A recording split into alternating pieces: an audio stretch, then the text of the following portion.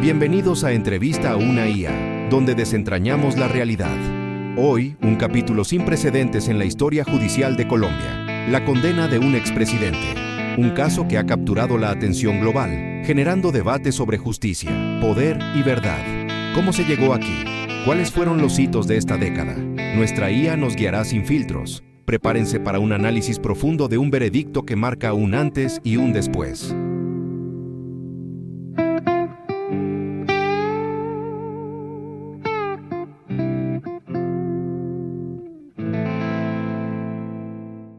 Para empezar, este caso tiene raíces profundas.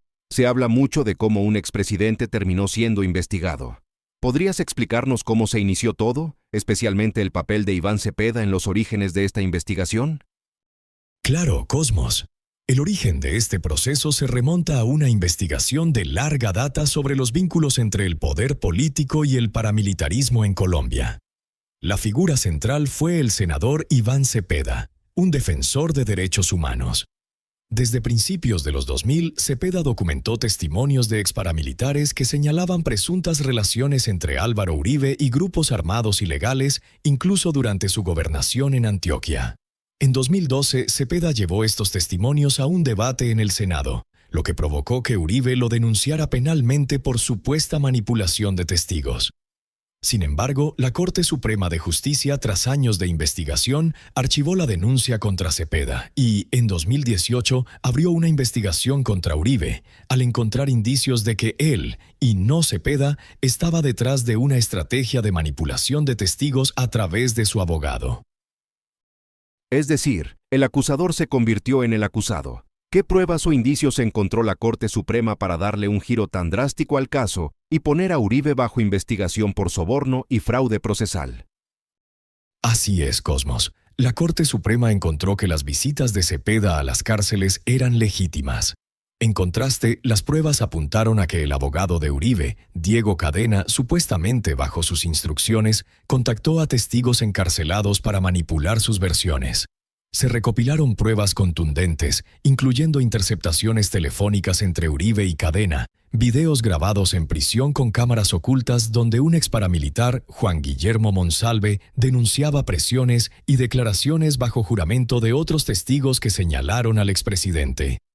Incluso se registraron giros de dinero a testigos. Con base en esto, en julio de 2018, la Corte anunció la apertura formal del proceso contra Uribe por fraude procesal y soborno en actuación penal. Un momento clave fue su detención domiciliaria en 2020. ¿Qué ocurrió después de eso? ¿Y cómo influyó su renuncia al Senado en el desarrollo del proceso?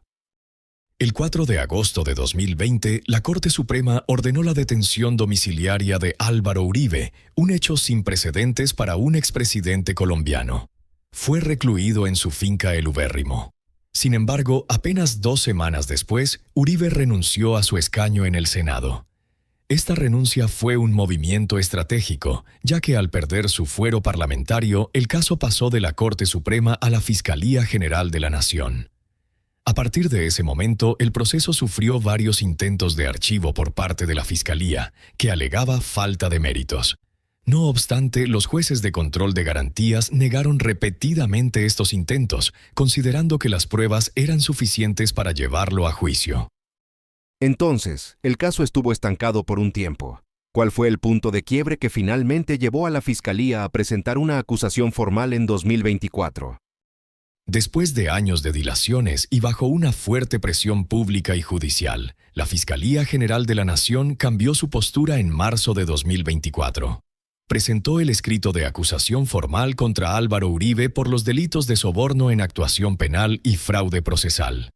Este fue un punto de inflexión, transformando el caso de una investigación estancada a un proceso penal en forma.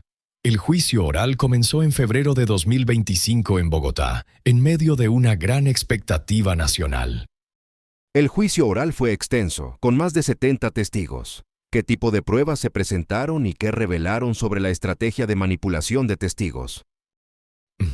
Durante casi 6 meses de juicio oral, se escucharon testimonios clave de exparamilitares como Monsalve y Vélez, quienes ratificaron haber sido presionados o beneficiados.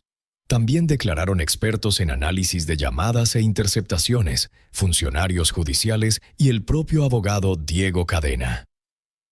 La Fiscalía, la Procuraduría y las víctimas presentaron un caso sólido basado en interceptaciones telefónicas legales entre Uribe y Cadena, videos de relojes espía usados en prisión para grabar reuniones sospechosas, movimientos bancarios que conectaban pagos con testigos e inconsistencias en las versiones de la defensa. El juicio evidenció una estrategia estructurada para manipular testimonios y alterar el curso de la justicia. Y finalmente, el 28 de julio de 2025, llegó el veredicto. ¿Cuál fue la decisión de la jueza y qué significan exactamente los delitos por los que fue condenado? La jueza Sandra Liliana Heredia declaró a Álvaro Uribe culpable de soborno en actuación penal y fraude procesal, absolviéndolo del soborno simple. El soborno en actuación penal se refiere a haber ofrecido beneficios a testigos encarcelados para que hablaran a su favor o en contra de Iván Cepeda. La jueza concluyó que el abogado Cadena actuó bajo instrucciones directas de Uribe. El fraude procesal consiste en alterar o desviar el curso de la justicia mediante la manipulación de pruebas o testimonios.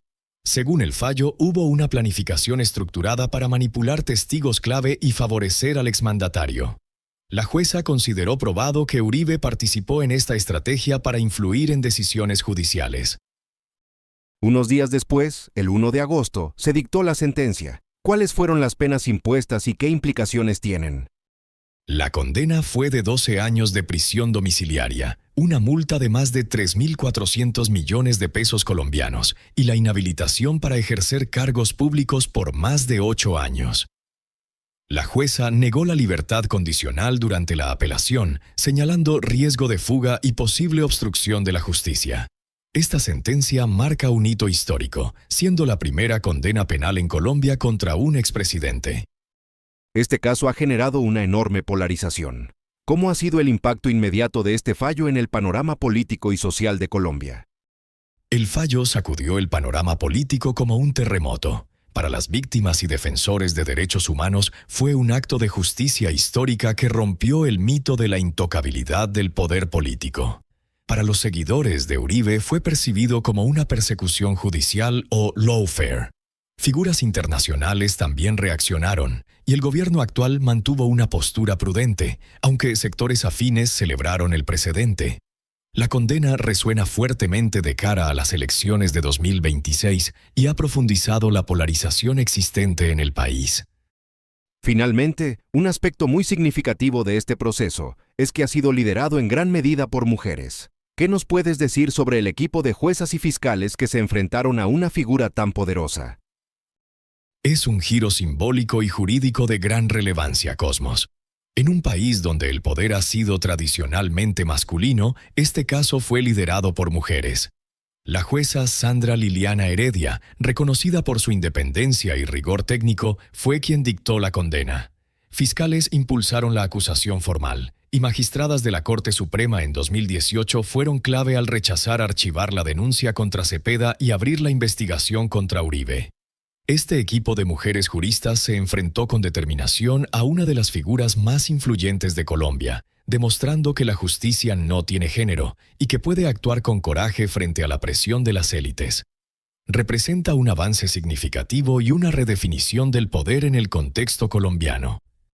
Un análisis exhaustivo. Para cerrar, ¿qué sigue ahora en este proceso judicial? ¿Hay riesgo de prescripción? Lo que sigue es el proceso de apelación. La defensa de Uribe apelará el fallo ante el Tribunal Superior de Bogotá. Si este tribunal ratifica la sentencia, aún podrá recurrirse ante la Corte Suprema de Justicia. En cuanto al riesgo de prescripción, el plazo vence el 8 de octubre de 2025, 6 años después de la indagatoria inicial. Por lo tanto, todo el proceso de apelaciones deberá resolverse antes de esa fecha para evitar que el caso prescriba. Hemos recorrido un camino judicial complejo. La condena de un expresidente en Colombia marca un precedente histórico, redefiniendo los límites del poder y la independencia de la justicia. Este caso nos invita a reflexionar sobre la verdad, la rendición de cuentas y el papel de las instituciones. La polarización subraya la necesidad de diálogo informado.